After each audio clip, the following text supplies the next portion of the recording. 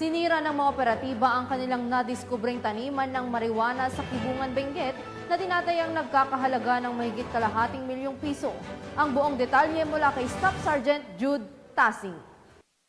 Isiniryo ang operasyon ng Benguet PNP kontra illegal na droga, tinatayang 500,000 halaga ng fully grown marijuana plants ang nadiskubre ng mga operatiba sa isinigawang marijuana eradication sa sitio Bakas, Takadang, Kibungan, Benguet nito lamang ika-9 ng Hunyo taong kasalukuyan. Ayon kay Police Colonel Joseph Bayungasan, Provincial Director ng Benguet PPO, naging matagumpay ang operasyon sa pagsisikap ng pinagsanib na puwersa ng mga kapulisan sa pangunguna ng Kibungan Municipal Police Station kasama ang Benguet 1st PMFC, Drug Enforcement Unit, Provincial Intelligence Unit, Benguet PPO at Philippine Drug Enforcement Agency, Cordillera. Ang operasyon ay nagresulta sa pagkadiskubre ng isang plantasyon ng marijuana na may nakatanim na humigit kumulang na 2,500 peraso ng fully grown marijuana plants na nagkakahalaga ng 500,000 standard drug price. Bagamat walang nahuling cultivator, lahat ng natagpuang marijuana ay binunot at sinunog sa mismong lugar.